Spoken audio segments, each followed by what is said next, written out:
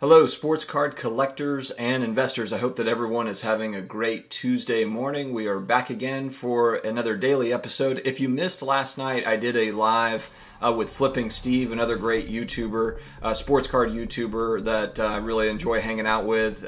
So if you missed that live, it should be available. The recording should be available. And so that one was a good time if you want to check that out. If you have not subscribed yet, we have 300 plus videos on the channel now, all about collectibles, personal finance, a lot of sports card talk, a lot of sports card data analysis.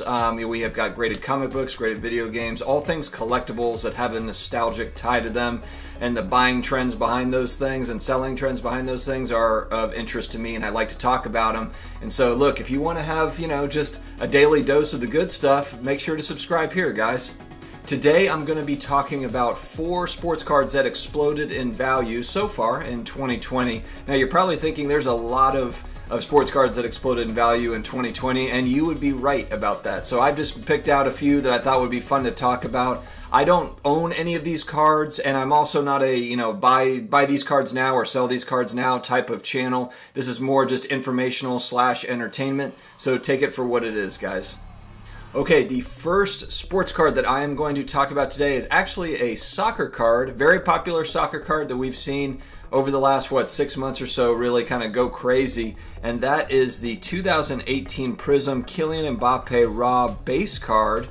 And this one, if you go back to December of 2019, along with a lot of soccer cards, frankly, this was a $5 to $7 card less than a year ago. Now, if we fast forward it, the height of this card was back in September, it looks like, right about the middle of September, and it got all the way up to about $300. It's now in that $140 to $150 range. It's settled down a little bit, but even with it dropping over the last couple of months, it's still, if you compare it to where it was less than a year ago, it's still a wild percentage higher. If you're looking at from where it was in December of 19 to where it is now, you're looking at it's gone up about 6,400% over that time, which is absolutely astounding.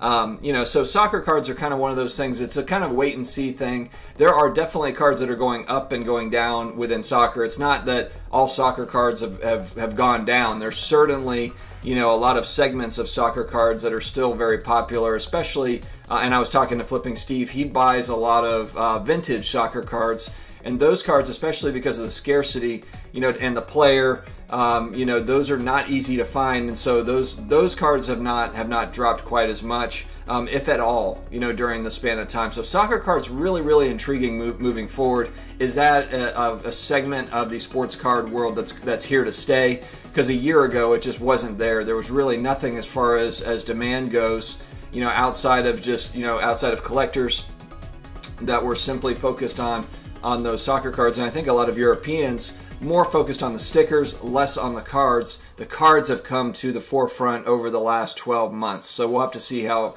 soccer cards go moving forward. All right, next up, I picked this one just because it's an awesome card.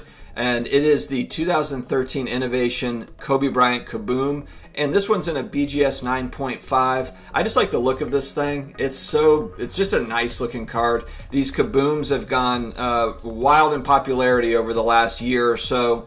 And this one at a BGS 9.5, the pop is only 58, so you just don't have many of them, and it's reflected in the sales of the card because the pricing is kind of all over the place. But in 2019, this was really consistently a $100 card.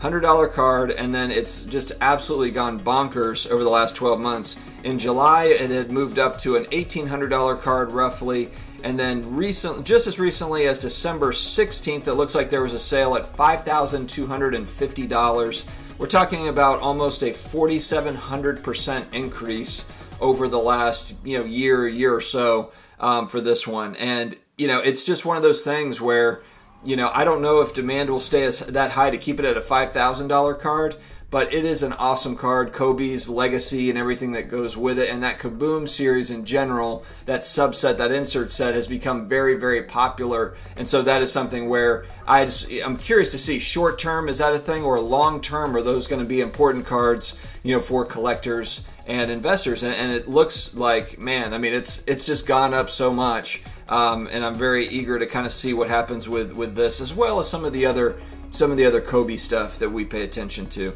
All right, next up, let's move over to football. We're going to talk about a prospect, a young guy that's burst onto the scene and just gained popularity, huge popularity over the last 6 months especially. We're talking about Falcons receiver Calvin Ridley, with Julio Jones kind of winding down for the Falcons in the NFC South. He's still playing well, but you can see he's on his last couple of years, it looks like. Calvin Ridley has now come to the forefront. Another Alabama receiver, strong, great receiver, and he's just not on a very good team. They had to let go of their coach recently. They're in kind of, I wouldn't call it rebuild, because they do have pieces in place, but they're going through some changes. But Calvin Ridley looks to be here to stay. Looks like a very good receiver. Could be top 5 receiver in the NFL over the next few years.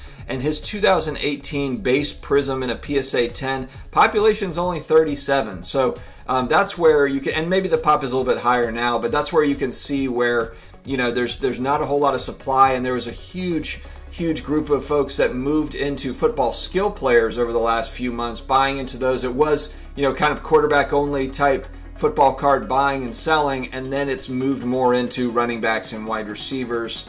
And even some defensive players for modern players. So Calvin Ridley's card, if you go back to April, there were sales as low as $11, $12 for the card.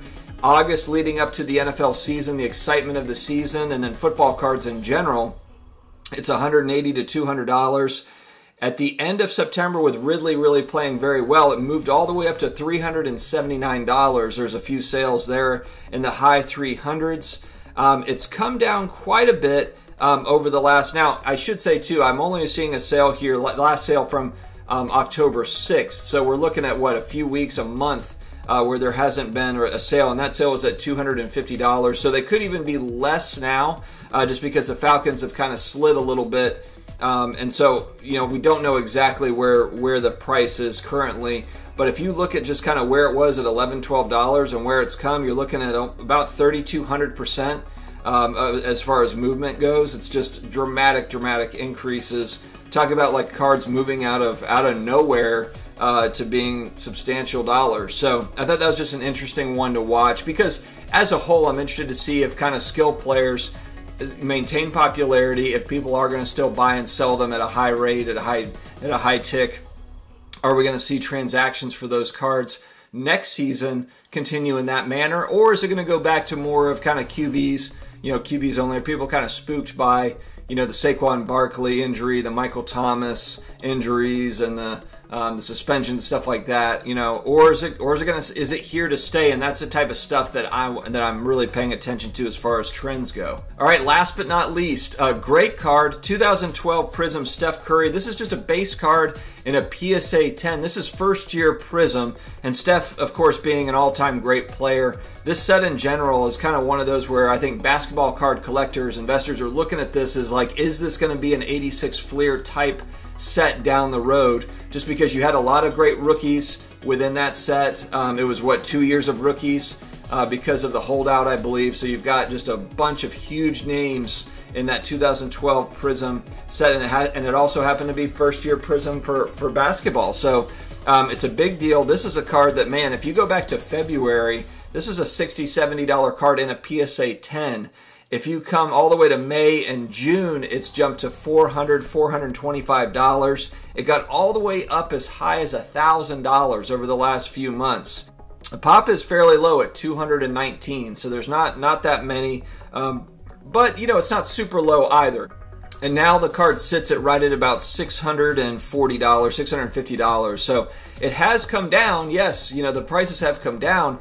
But man, in comparison to what? Comparison to February, it's still 10 times what it was in February. Just a monstrous rise. So guys, let me know what you guys think about these cards. Do you own any of these? Are you buying or holding? Are you looking into these cards or players? I'm interested in feedback. I always try to respond to as many comments as I can. I like mixing it up with viewership and learning from viewership. So if you have not subscribed yet, please do so. We will be seeing you again more with daily videos. If you are looking for that consistent content, this is where it is at.